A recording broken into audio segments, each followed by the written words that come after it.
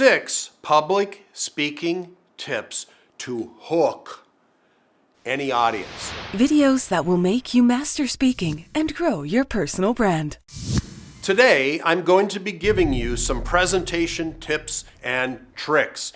Number 1, captivate their attention. That's one of the things that we're going to focus on today. So let's get started. How does the start of a speech matter to you? There are 2 big things going on.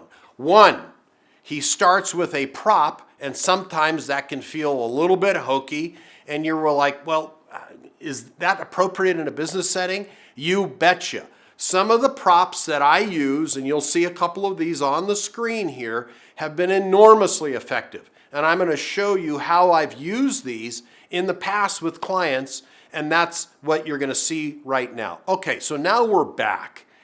The truth is, anything that is a physical object that people can use and then they can relate to why you're using it, if you have a physical object that helps to capture people's attention, you're going to see that this is the most critical thing at the start of a speech. Let me explain one of the most well-documented uses of a prop. There's a man named Bill Gates. We've all heard of him. He used mosquitoes in a TED Talk. He opened up a big jar of mosquitoes. And I'm going to show that real picture right here so you can take a look at it. I'm not going to show the whole presentation, but he's boring as a speaker, but very effective use of props. He was talking about malaria, and he says, I'm going to share malaria with you. Why should it only be the people in Africa? So he opened up this jar. He had the audience hooked majorly. Now, this was not the beginning of his presentation, but he used it strategically very well during the presentation with props. I love props. Now, you can use multiple ways because when you get up to speak in front of people, you have about 10 seconds to capture their attention, to hook them effectively. And a prop is a great way to differentiate yourself from other speakers. Because if you don't capture them in 10 seconds, you've lost them. Number 2, so you must do something interesting. What do I mean by interesting? This guy's so deliberate, so slow, he commands the stage. Oh, let me give you another example. Somebody comes out and just stares at the audience. It's a long pause. People stop. It also negates the cell phone usage. People are wondering, what am I missing? Why is the sound blocked out? It's a great way to start. Number 3 way to hook the audience is to encourage interaction. Within the first minute, you see a lot of speakers do this. It can feel, well, let me just explain it like this. It can feel like a hack you need, but by show of hands, raising your hand as a speaker by show of hands, people participate. They're used to that. Who's heard of something? You must get the audience moving and speaking and responding to you. The other thing that I like to do is I engage the audience unlike other speakers. Very few people, very few professional speakers will do what I'm going to share with you. Let me give you an example. I attended the Professional Speakers Association of the Philippines some years ago. I think it was about 4 years ago. I was invited to speak there after speaking in Singapore. The man who ran it invited me. There were 38 of us from, I think, 15 to 20 different countries. Professional speakers. These are people who make a living as speakers, as I do.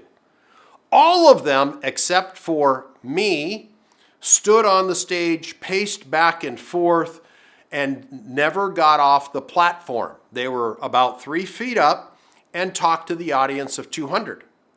What did I do? I got introduced on the platform. I immediately descended because then I was at eye level with everyone in the audience. Now, the other thing I did was not only did I interact with the audience as an eye level person, I got everyone to silence their cell phones. How did I do that? Because I wanted their undivided attention. undivided attention. I went up and said, I'm going to show you, because the audience was filled with speakers, how you can get everybody to turn their cell phones over and listen to you, engage with you, pay attention to you, because that's our job, our duty as professional speakers. So I went up to the person that was using his cell phone, and I simply used my hip and 225 pounds of American beef, and I gave him a hip pop right into his shoulder. And I said, are you listening to me now? Everybody burst out laughing.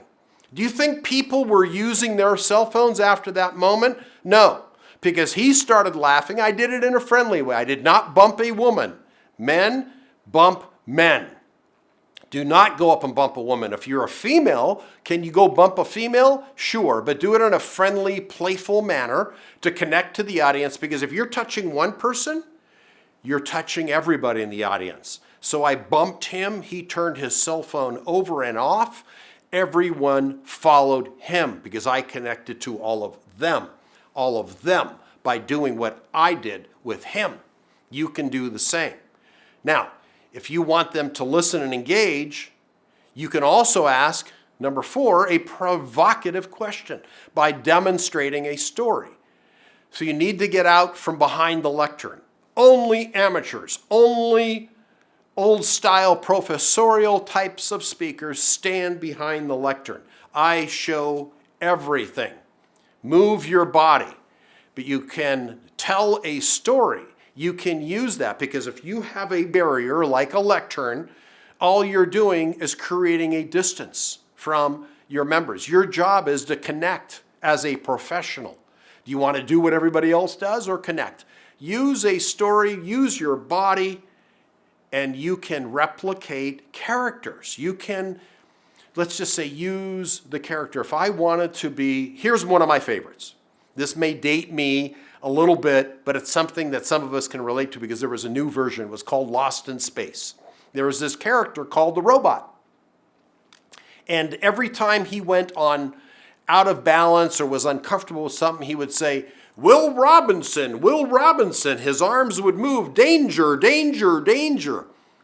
It was endearing, everybody connected to him, and the character has stuck with me. I started watching this as a boy of 7, 8, 9 years old. I remember the arms moving, saying danger, danger, danger, interaction, body movement, audio, all connected to me in my long-term memory banks. I'll never forget the robot that said, danger, danger, danger. You probably won't either after me explaining and giving you that piece of nostalgia.